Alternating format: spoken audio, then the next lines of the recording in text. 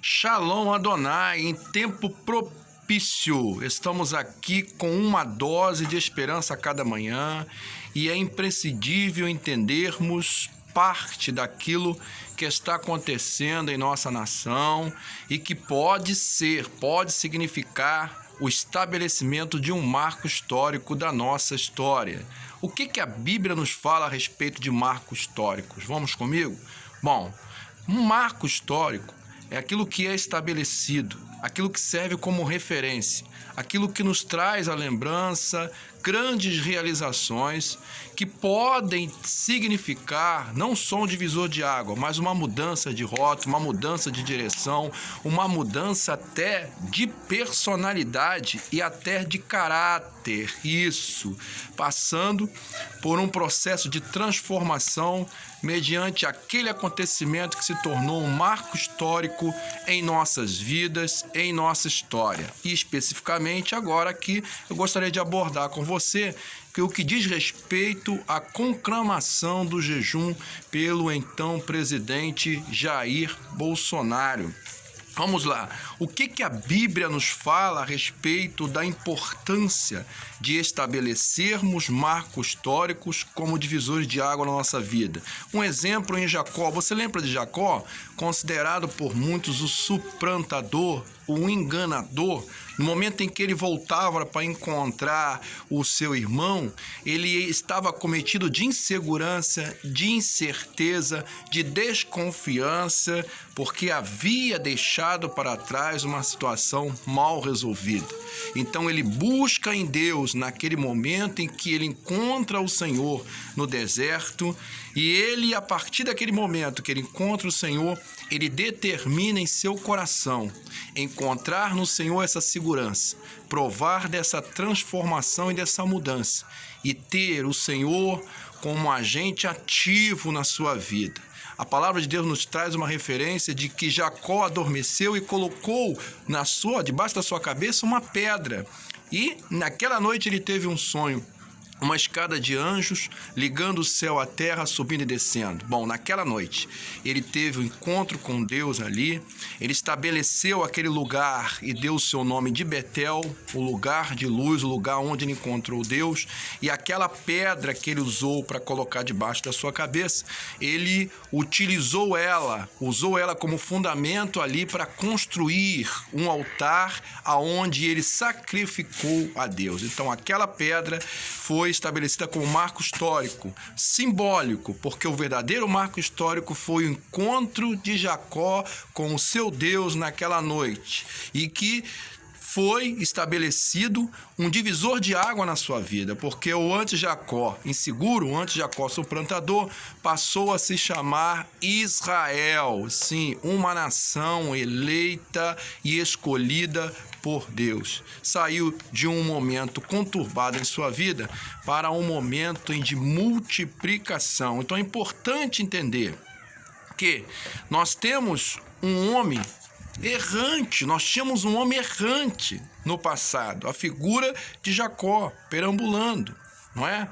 Agindo debaixo da incerteza, da insegurança. Mas a partir do momento que ele encontrou o Senhor, mudou a sua perspectiva. Ele passou a confiar e ser guiado pelo seu Deus, que o transformou de um simples homem apenas persistente para uma nação escolhida e eleita como referência em toda a humanidade. Vamos seguir mais à frente?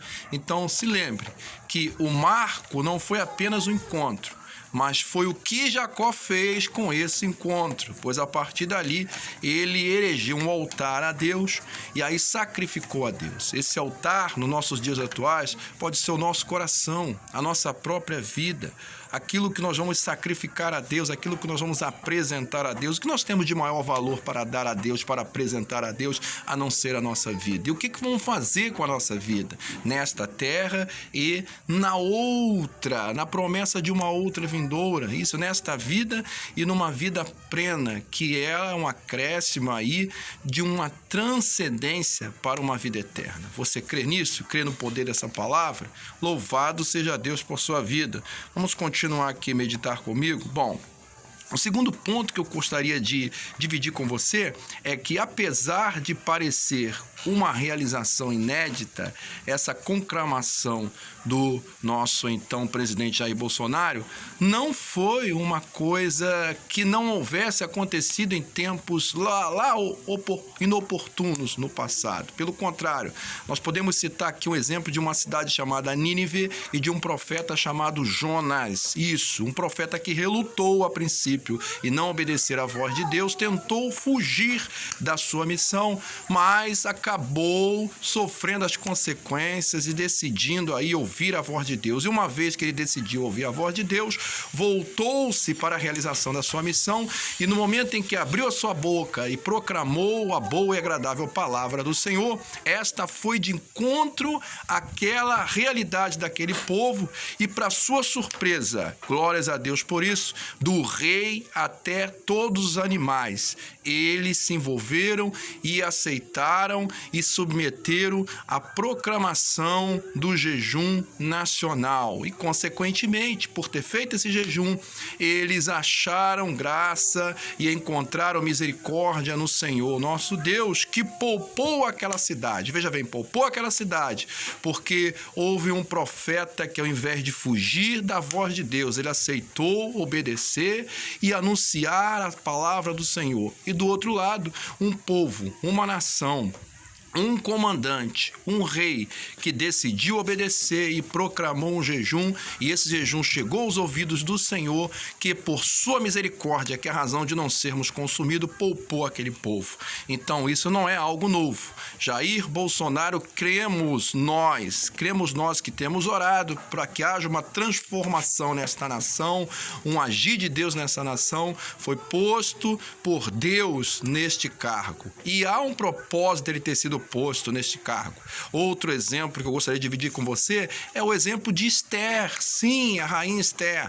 Você lembra no momento em que Mardoqueu ele foi perseguido e ameaçado de morte, assim como todos os judeus da época?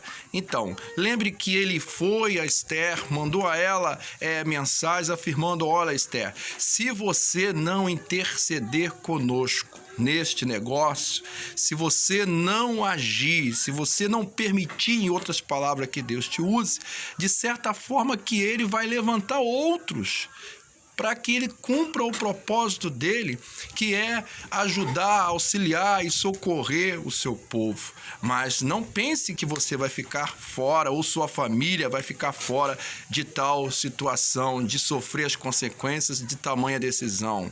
Louvado seja Deus por isso. Ele disse mais: de sorte que foste propósito de Deus que você chegasse a assumir esse cargo. Então cremos, amados, que assim como Esther, há um propósito de Deus de Bolsonaro ser o nosso presidente, assim como há um propósito de Deus daquele interlocutor, daquele arauto, daquele servo que ali esteve no Palácio do Planalto e orientou, aconselhou ao nosso presidente a aderir este propósito de jejum em cadeia nacional. E prontamente o nosso presidente aí aceitou e conclamou a todos. Ele não impôs, veja bem, ele não impôs a você que discorda. Eu gostaria de chamar a sua atenção, meu amado, porque um reino dividido, ele não vai vencer batalha alguma, e nós precisamos somar forças num momento como esse, não é mesmo? Não é verdade? Você pode até não concordar, amados, mas o presidente, ele prontamente aceitou.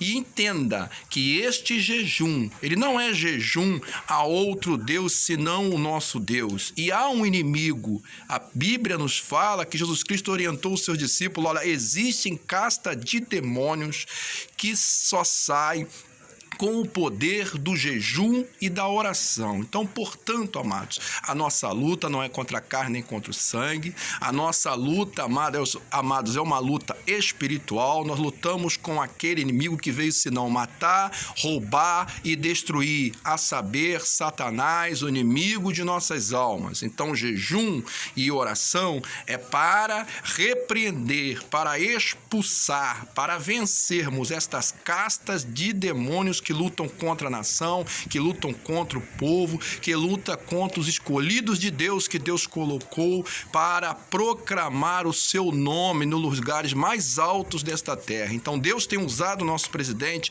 para proclamar o seu nome lá, amados. E é importante você entender que mesmo num propósito de ordem, com o chamamento de ordem coletiva, existe aqueles propósitos específicos de corações que se derramam diante de Deus, e o que chama a atenção do nosso Deus é um coração contrito, um coração arrependido. Por isso eu quero finalizar esse vídeo refletindo com você na palavra de 2 Crônicas 7, versículo 14. Você lembra do que lá está escrito? Para que possamos entender o nosso propósito diante dessa conclamação, desse chamamento para uma participação de um jejum de ordem nacional que não foi inédito na história da civilização, em tempos de crise, em tempos oportunos, que também não foi inédito, sendo chamado a atenção de pessoas como Esther para realmente cumprir a sua missão, e hoje como Bolsonaro para cumprir a sua missão pelo qual ele foi chamado e ali foi posto, e o povo de Deus para atender e para se envolver. E a quem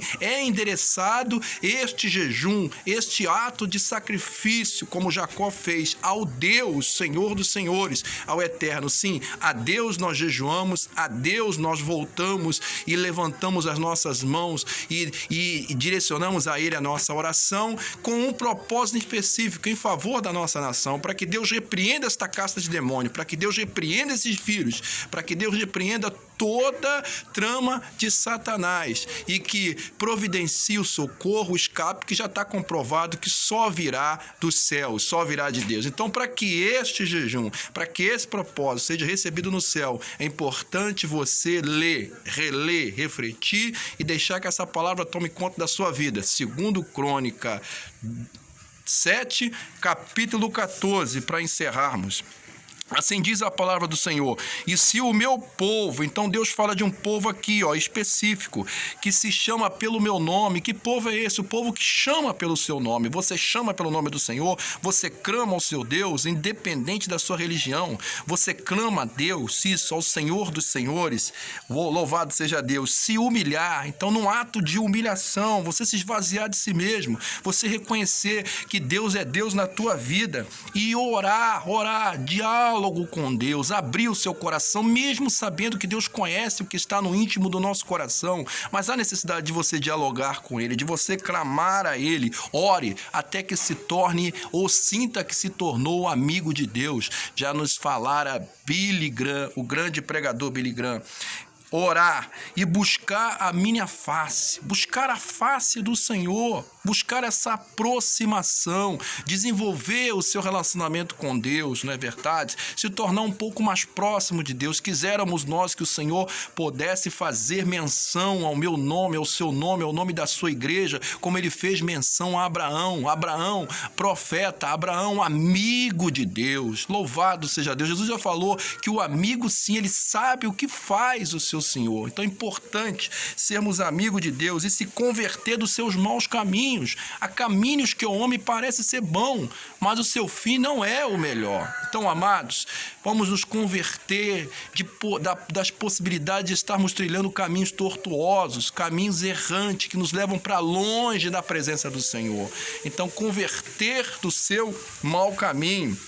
Vamos continuar aqui. E aí, então, eu ouvirei dos céus, porque certamente você vai estar permitindo que a vontade de Deus, que é suprema, ela se cumpra na sua vida e se esvaziando da sua vontade, abrindo mão dos seus próprios caminhos, dos seus próprios conselhos, para ouvir os caminhos do Senhor e os conselhos do Senhor. Louvado seja Deus. Eu perdoarei os seus pecados. Aí nós estaremos debaixo da promessa. Quem pode perdoar pecados senão o nosso Deus? Não é?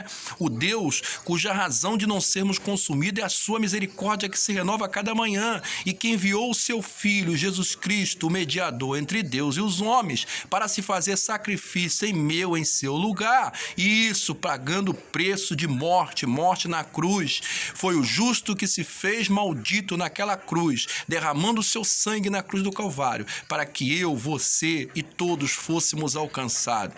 Então o sacrifício de Jesus na cruz do Calvário é suficiente, mas para que ele possa ser eficiente na sua vida, é preciso que você o aceite de forma pública. É preciso que você creia nele, confie nele e estabeleça com ele essa relação. E sararei a sua terra. O Senhor quer sarar o Brasil, o Senhor quer sarar a terra de cada coração que com sinceridade clamar a ele juntamente com esse propósito conclamado por nosso presidente de ordem coletiva. Mas ali estará o seu propósito com Deus, porque Deus vai ouvir a sua igreja, vai ouvir o seu povo, mas vai ouvir principalmente aquele que entendeu o propósito de ser igreja, que esteja exatamente aqui, seguindo passo a passo o que esta palavra nos orienta. Bem amado de Deus, louvado seja o nome do Senhor por sua vida, louvado seja o nome do Senhor por nossa nação, louvado seja o nome do Senhor por nosso presidente, louvado seja o nome do Senhor por esse propósito